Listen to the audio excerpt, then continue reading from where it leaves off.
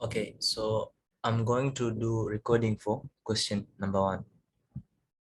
The question says, Bianca takes out a 30-year mortgage of 400,000 at an effective annual interest rate of I.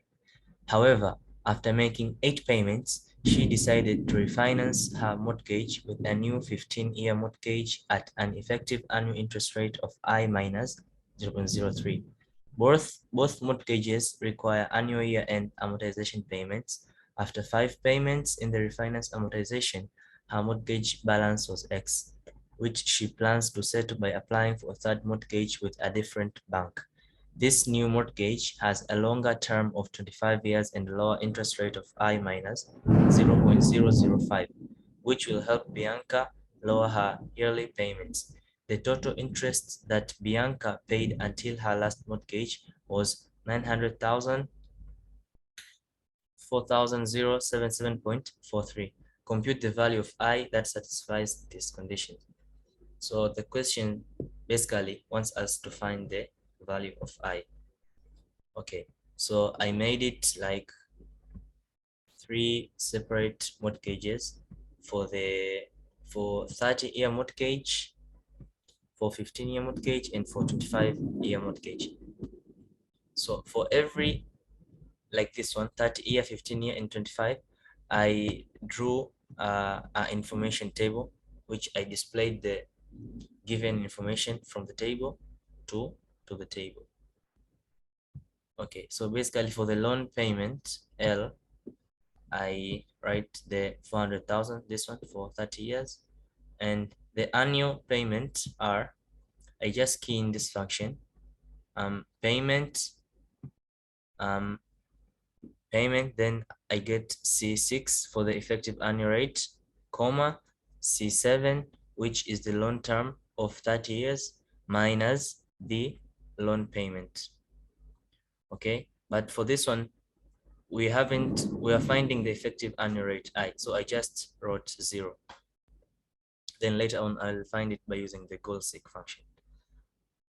So yeah, and the long term is 30. This I put 0, this I wrote in the function, and this we are given 400,000. So for the table, for the amortization table, I drew the table with time, payment, interest, principal, and balance.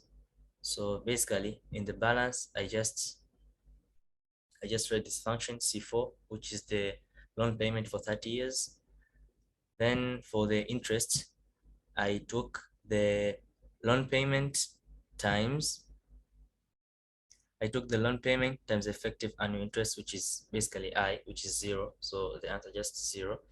And for the principal, I took C12 minus D12 here at the function, which is the payment minus the interest. The payment I just wrote from here, the C5, this one. Yeah. Then after this, I just drag all the way down to 30 years, and the payments are the same, as you can see. And for the interest, I also drag them down. Sorry. And for the principal, the same, and for the balance, the same. Yeah, this one for the balance, I took this function F11, which is the balance, minus E12, which is the principal. I just took the balance minus principal to get this one. Yeah. After that, I just drag them all the way down. But our question says that, however, after making 8 payments, she decided to refinance her mortgage with a new 15-year mortgage. Okay, so after 8 payments, I just counted here from 1, 2, 3, 4, 4 until here, 8 payments. After the 8 payments, she decided to refinance a new 15-year mortgage. So that's why I write here balance on 15-year mortgage for the first 8 payments. Then after this, for the balance on 15-year mortgage, I constructed another table, information table for this one. As you can see here, loan payment, annual payment, effective. So for the loan payment, I just entered this function from here, okay, which is the balance of the above minus the principal. of that specific year. Yeah, then the annual payment, again I wrote the same, like the same function, PMT, the payment, okay, then the rate, comma, the loan term, which is the number of the number of years, minus the loan payment, this one. Yeah, that's how I get PMT. And the effective annual interest rate for this one is, as given from the question, for 15-year is I minus 0.03. So I just wrote the C6 minus 0.03. And for the long term is 15 years. Again, I constructed another separate amortization table for this 15-year mortgage, which again, the balance is this one, I4, this one. For the interest, I took the balance again times the effective annual interest, this one, for the interest. Then for the principal, I took the payment minus the interest. Then I got the principal paid. And for this balance, again, I took the balance above it minus the principal of that specific year, which is this one. Okay, and this payment is just basically this one. Yeah, it's I5, this one. After that, I just drag all the data bit down. As you can see here, it came up to 0. Okay, for the 15-year mortgage, the question says that after 5 payments in the refinance amortization, mortgage balance was X in the 15-year mortgage after making 5 more payments. So basically from here, 1, 2, 3, 4, 5. That's why I write here X, the balance of X. Okay, it's unknown, so the balance is just X for 5 payments. We just leave as it is because our main goal is to find the effective annual interest rate, I. Okay, now for the last part, for 25-year mortgage, the loan payment I just took from the after the five annual payment, which is this one. So I just insert this function M15 minus L5, which is basically this balance minus this principal. I got this one. So just carry it on for the 25-year mortgage. The annual payment, again, I just wrote the function, which is PMT, then the rate, then the long term minus the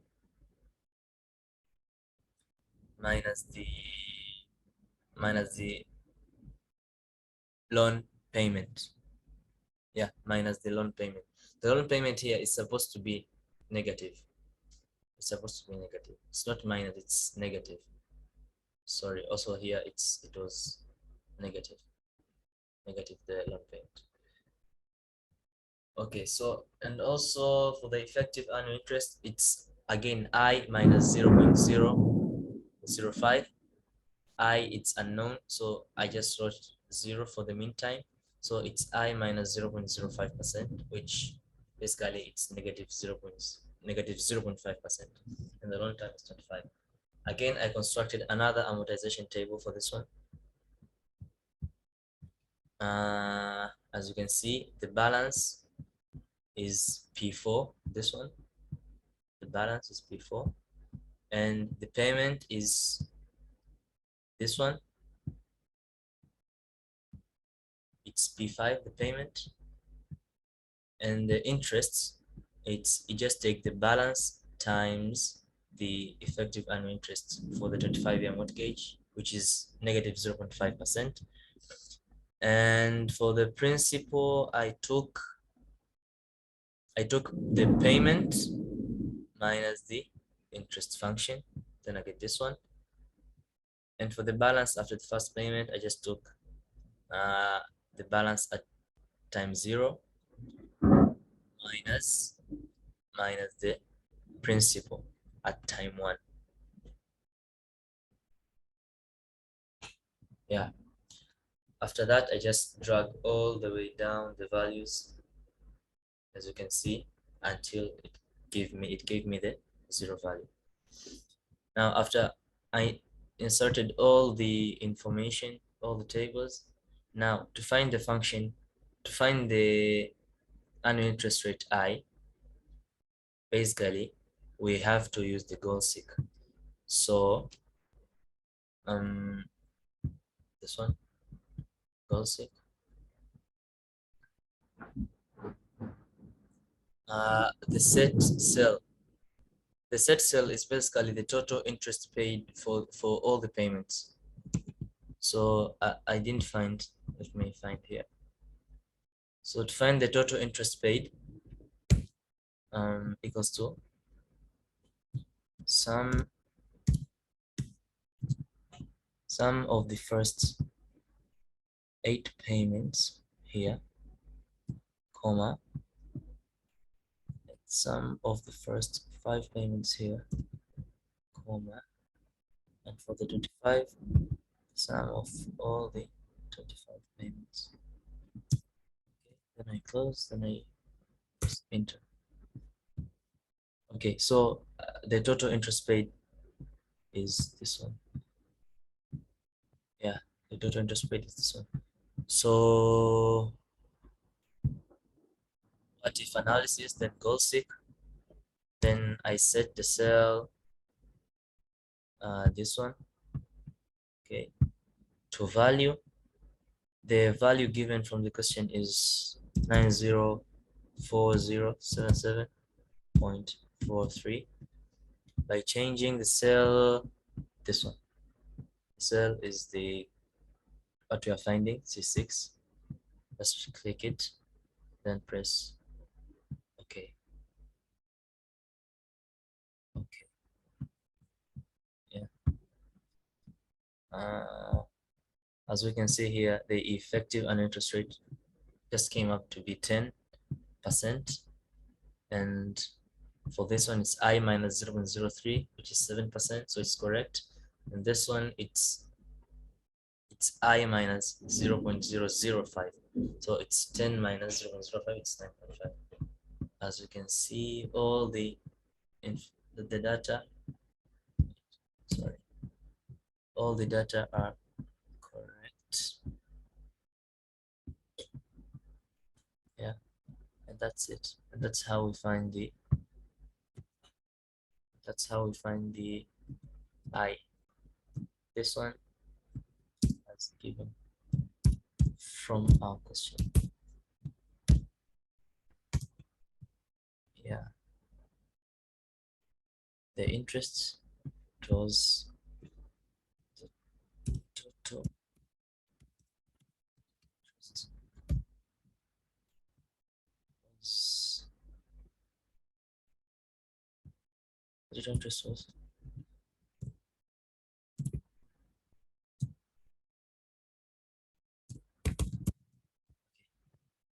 no need. So after, yeah, and that's how we do it. We just use the goal seek function here. We insert our set cell as the total interest paid for the 8 payments, 5 payments, then for the 25 payments, to value the value we are given from our question by changing the cell, which is the unknown, it's C6, then you click OK, then everything, okay, we got our answer to be 10%.